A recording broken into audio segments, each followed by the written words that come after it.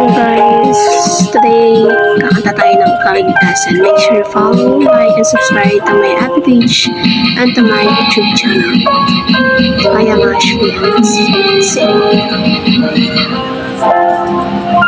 saan ka nabubuhay, mahal na kaibigan? Sa Diyos ba o pansarili lamang?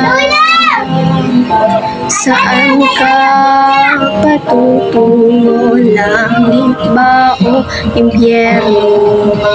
Isipin mo ito, kaibigan ko.